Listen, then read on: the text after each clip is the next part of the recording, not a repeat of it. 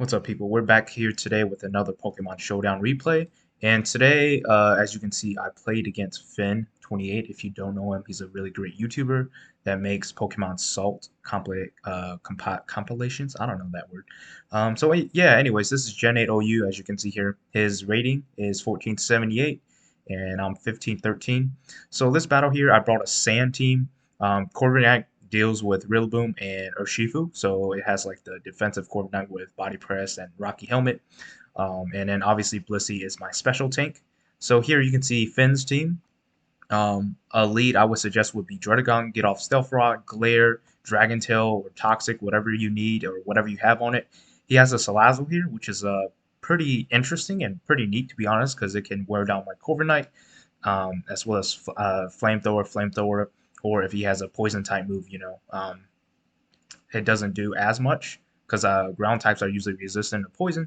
But this Komodo, depending on what it is, could set up and sweep me as well. He has a Garchomp, he has a Zapdos. Blaziken obviously could also end up sweeping me. So he has a few threats on his team. My thought process here is to just lead Hippowdon anyways. I have Whirlwind over Toxic, so there's not much I can do against Strutagon, but I'd rather just get up Stealth Rocks anyway. So I lead off with Hippowdon as he lead off with Druddigon. And as you can see, he taunts me, so I wasn't able to get up Stealth Rocks, which is unfortunate.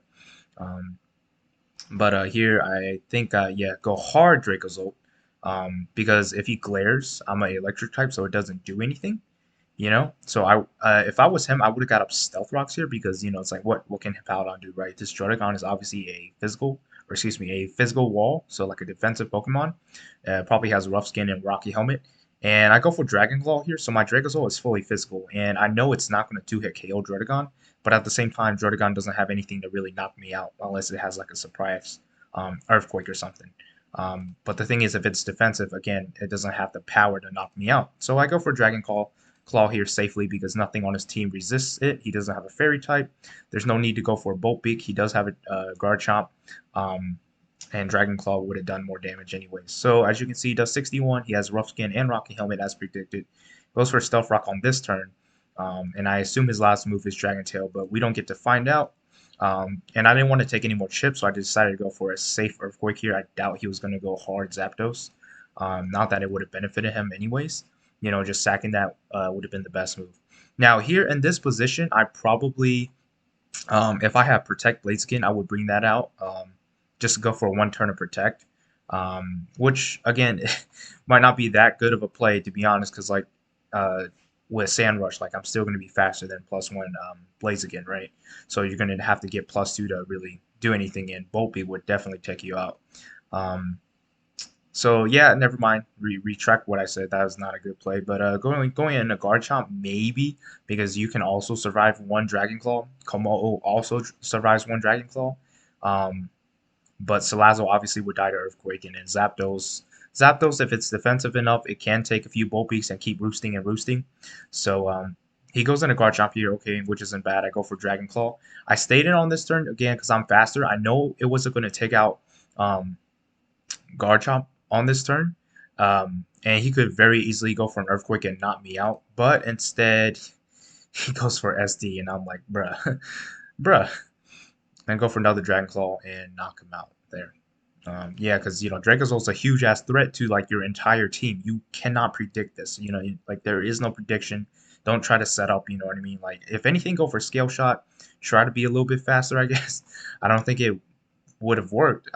Actually, yeah, you would have been faster because I'm adamant, I think. So I'm like 495, and Garchomp after, if it's max speed, after Scale Shot is 499. So there's that. Zapdos comes in. I Bolt Beak here because Zapdos, again, probably doesn't have anything to kill me unless it has Weather Ball, which would have been really cool, actually. But it just roosted off.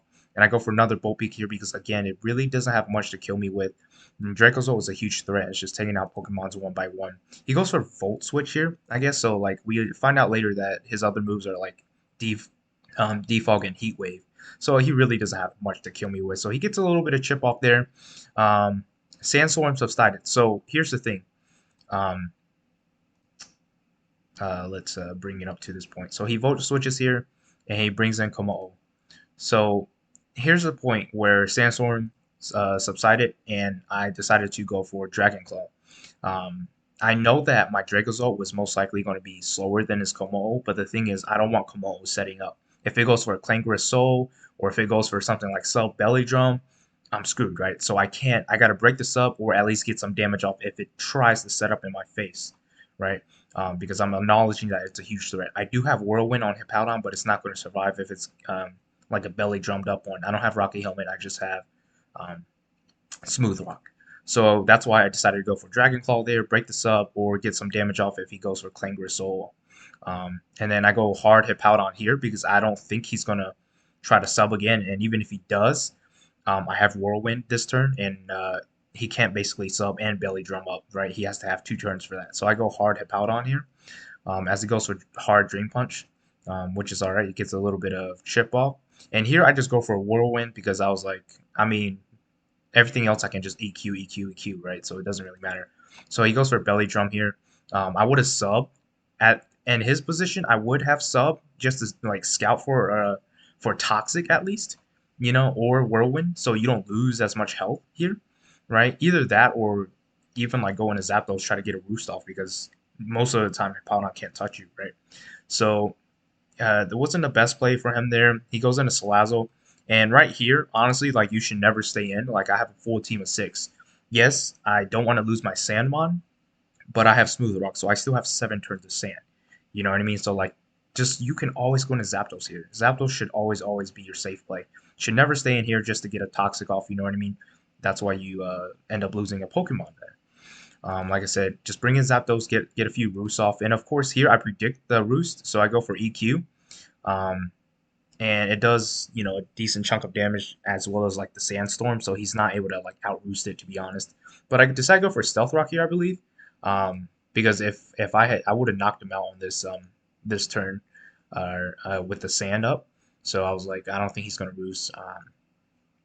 But he doesn't really have much to go into, to be completely honest. So like I can see why, just roosting again, trying to see if he can do anything. And here I think I go for slack off because I didn't want my I know he wasn't gonna go for another roost, so I just decided to go for slack off, see what happens. My Hippowdon's back at full health, so I decided to switch out, go hard Dracozolt because as you can see, he doesn't have any move to hit me with, right? It's not gonna do much damage. He goes for roost again, and I can just bolt beak, bolt beak, bolt beak, and win the game from there.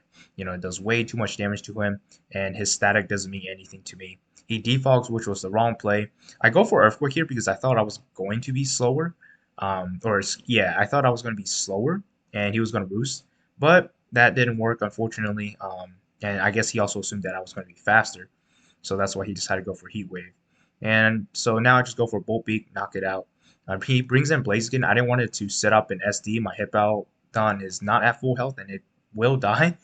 But honestly, here I probably should have just sacked this so I can go Hippo and like whirlwind it out in case he tries to set up in front of my face. But seeing how much of a threat this is, like I assume he also recognized that if he tries to protect or SD, like you will die. So I believe he goes for the attacking move right here.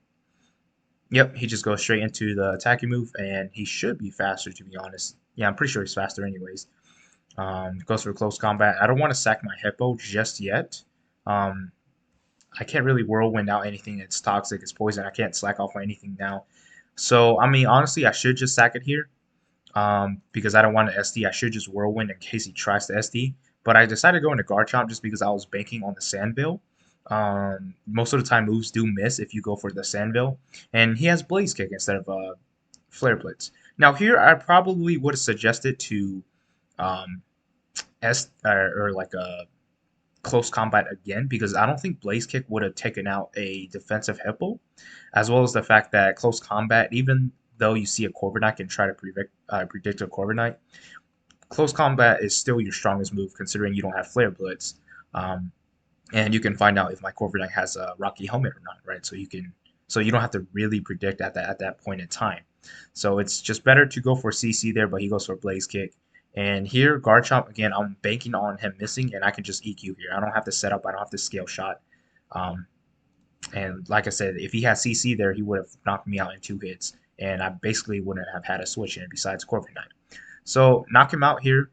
and then Komo'o comes in and he forfeits because my guard jump would be faster, and I have wide lens, so scale shot would hit because it's 99% accurate with wide lens. Um, so yeah, that would have been game. So good game, man. I really love your videos. I don't know if you'll ever see this video, but yeah, that was my thought process on why I made the plays that I did, and you know, just breaking down the game so far.